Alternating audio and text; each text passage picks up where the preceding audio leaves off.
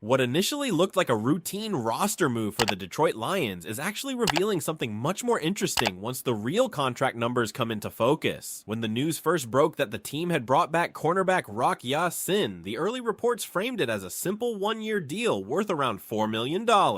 At first glance, that sounded like a standard depth signing in free agency, the type of move that helps stabilize the back end of the roster without creating major salary cap implications. But once the real contract structure started to surface, it became clear the Lions may have secured even better value than expected. According to the details reported by Aaron Wilson and salary tracking from SpotRack, Ya-Sin's contract is actually structured as a one-year deal worth $2 million, with $2.64 million of that fully guaranteed. That distinction matters because it shows the Lions managed to keep the cap hit modest while still giving the veteran cornerback enough financial security to keep him firmly in the mix for a roster spot in 2026. Breaking the deal down further gives an even clearer picture of how Detroit approached this signing. Ya-Sin will receive a fully guaranteed base salary of $1.64 million.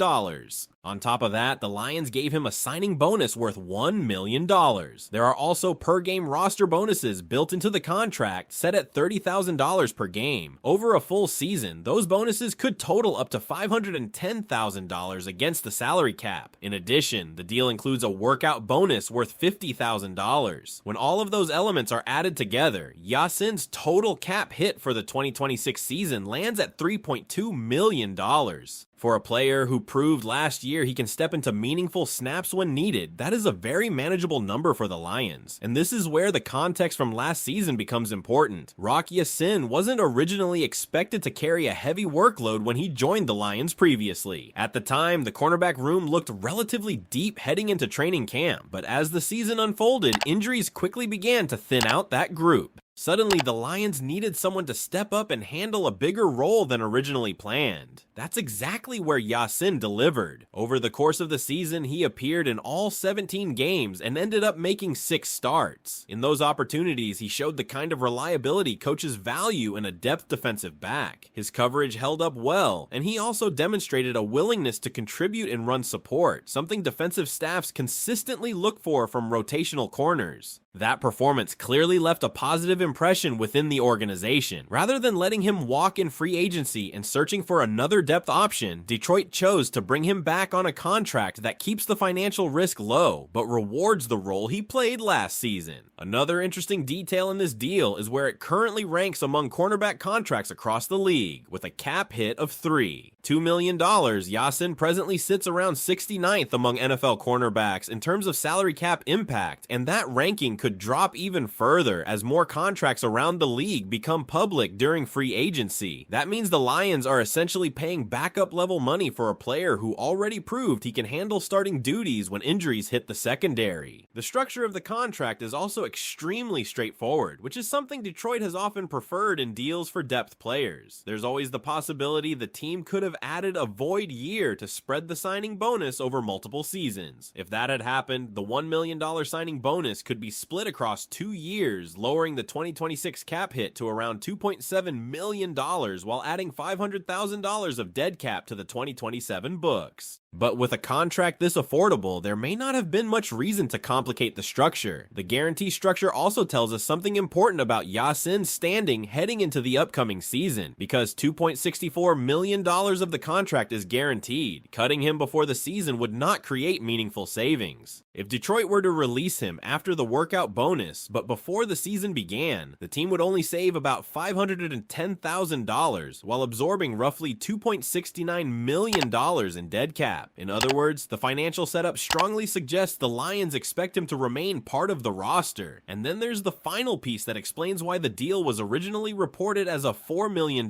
contract. According to Aaron Wilson, the agreement includes up to $800,000 in incentives. Those incentives are tied to playing time and team success in the playoffs. If Ya-Sin reaches those benchmarks, the additional money would be applied to Detroit's 2027 salary cap rather than the current season. So what we're really looking at is a contract that rewards performance while protecting the team's financial flexibility. If Ya-Sin plays a larger role again or contributes to a deep playoff run, he can earn more money. If he simply serves as reliable depth, the Lions still maintain a low-cost veteran option in the secondary. And when you look at how unpredictable the cornerback position can be over the course of a long NFL season, keeping a proven depth player like Rock Ya-Sin around at this price might quietly end up being one of the more practical moves Detroit makes this offseason. But here's the big question for Lions fans watching the situation unfold. After what Rock Ya-Sin showed last season when injuries forced him into the lineup, do you think he could end up playing an even bigger role in the Detroit secondary in 2026? Or is he best kept as a reliable depth option behind the starters? And that question about Rock Ya-Sin's role becomes even more interesting when you start thinking about how the Detroit Lions approach roster construction during a long NFL season. Every year, teams enter training camp believing their depth chart is solid, especially at positions like cornerback where several players are competing for snaps. But once the season begins, reality almost always forces adjustments. Injuries happen, matchups change, and suddenly the players who were originally considered depth options become critical pieces of the defense. That's exactly the scenario where Ya-Sin proved his value last season. When the Lions needed someone to step into the lineup, he didn't just fill a roster spot. He played meaningful snaps, appeared in all 17 games, and handled 6 starts when the team needed stability in the secondary. For a defense that often relies on physical corners who are willing to play aggressive coverage and support against the run, those traits matter a lot, and Ya-Sin showed he could bring that type of effort consistently. From the team's perspective, that kind of reliability is difficult to find at a reasonable price during free agency. Many veteran cornerbacks with starting experience often command much higher salaries on the open market. That's what makes this deal particularly interesting. With a cap hit of just $3.2 million, the Lions essentially secured a player who has already proven he can step into the lineup if circumstances demand it, but without tying up a large portion of their salary caps. Another aspect that stands out is how the contract aligns incentives with opportunity. The additional $800,000 built into the deal isn't guaranteed. Instead, it depends on playing time and team success in the playoffs. That creates a situation where Ya-Sin can earn more if he becomes a bigger part of the defense, or if the Lions make another deep postseason run. But if his role stays limited, the team still maintains full control of the cap impact. This type of contract structure is often a sign that the coaching staff values the player but also wants competition at the position. Detroit isn't necessarily guaranteeing him a starting job, but they are clearly acknowledging that his presence adds stability to the depth chart. And in a league where defensive back rotations can change quickly, having someone who already understands the system can be extremely valuable. There's also the psychological side of this move to consider. When a player performs well in a limited role and the team brings him back the following season, it sends a message throughout the locker room. It shows that the coaching staff and front office pay attention to players who step up when called upon. That kind of trust can motivate veterans and younger players alike because it reinforces the idea that contributions off the bench are recognized and rewarded. And from a roster management perspective, the numbers in this deal strongly indicate that Detroit expects Ya-Sin to remain part of the team throughout the season. As mentioned earlier, releasing him before the season wouldn't create much financial benefit. The Lions would only save about $10,000 while taking on nearly $2.7 million in dead cap. For a contract already considered affordable, that scenario doesn't make much sense unless something unexpected happens. So when you combine the guaranteed money, the manageable cap hit, and the incentive structure, it paints a pretty clear picture. The Lions see Rock Ya-Sin as a dependable piece of their cornerback group heading into 2026. Maybe not the headline star of the secondary, but certainly someone they trust to step in and contribute when the situation demands it, and sometimes those types of players quietly become some of the most important members of a roster over the course of a season. The NFL schedule is long, physical, and unpredictable. Teams that manage to maintain defensive consistency usually do so because their depth players are capable of handling bigger responsibilities when the moment arrives. For Lions fans looking at the bigger picture of the offseason, this signing might not generate the same excitement as a blockbuster acquisition, but moves like this often help determine whether a team can survive the inevitable injuries and challenges that come with chasing a playoff run. So now it's your turn to weigh in. Do you think bringing back Rock Ya-Sin at this price could end up being one of those underrated moves that pays off during the season? Or do you believe the Lions still need to add more competition at the cornerback position before the 2026 campaign really gets underway? When you look deeper into what the Detroit Lions are doing with a move like this, it becomes easier to understand how teams that want to stay competitive for multiple seasons try to build their roster. It's not always about the biggest contracts or the flashiest headlines. Sometimes the most important decisions happen in the background when a team identifies players who already understand the system and can be trusted when the moment calls for it. Rock Ya-Sin fits perfectly into that type of category for Detroit. Think about the way the season unfolded last year.